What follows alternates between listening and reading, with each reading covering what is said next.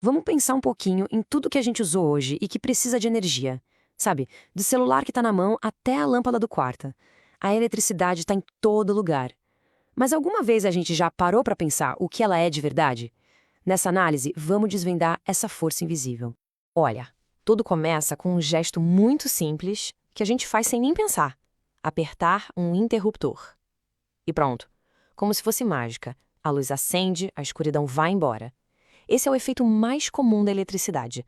Mas como é que isso acontece? Assim, tão rápido? Então, a gente vai desvendar essa mágica e dar uma olhada no que realmente acontece lá dentro dos fios.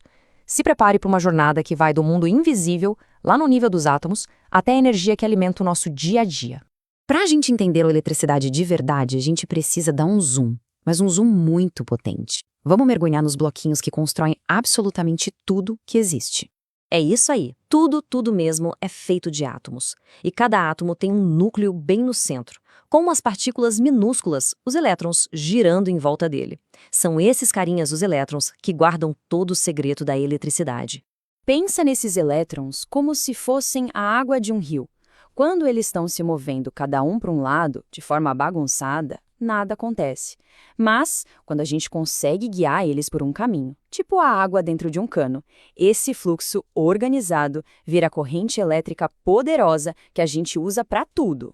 Bom, para controlar esse fluxo todo de elétrons, a gente precisa aprender a falar a língua da eletricidade.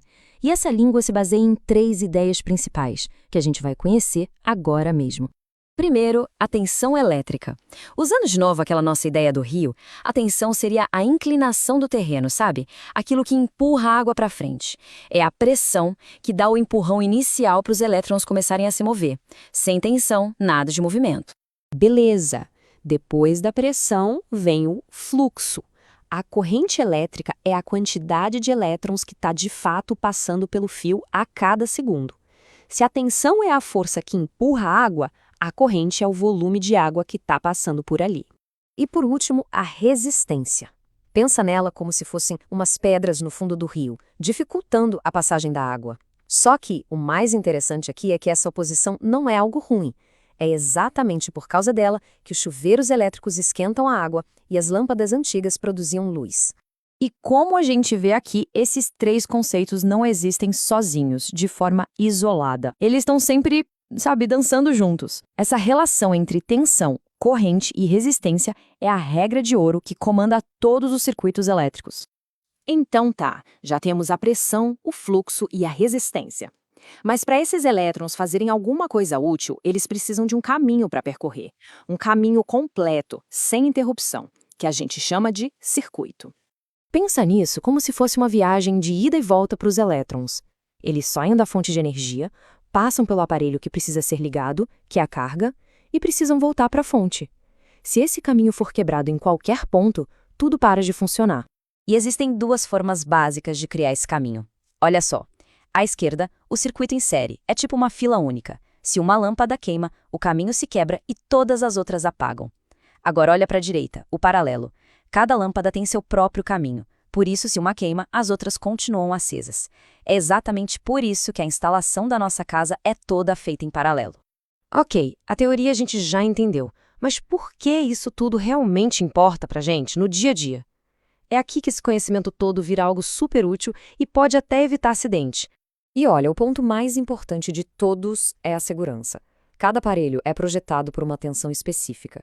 Ligar um aparelho 110 volts numa tomada 220 é a receita certa para o desastre. Já ao contrário, um aparelho 220 numa tomada 110, ele simplesmente não vai funcionar direito. A regra é clara, sempre confira a voltagem. Outra coisa legal de saber sobre energia em casa é que ela não é toda igual. A energia que vem da tomada é a corrente alternada, ou AC, onde os elétrons ficam mudando de direção o tempo todo. Já a energia de pilhas e baterias é a corrente contínua, DC, com um fluxo constante, sempre na mesma direção. É por isso que a gente não pode ligar um celular direto na tomada sem um carregador para fazer essa conversão. E entender isso também nos ajuda a ser bem mais eficientes. Olha só essa tabela. Tecnologias como o LED conseguem transformar a maior parte da eletricidade em luz. Enquanto isso, as lâmpadas incandescentes, aquelas mais antigas, desperdiçavam 90% da energia em forma de calor. É muita coisa.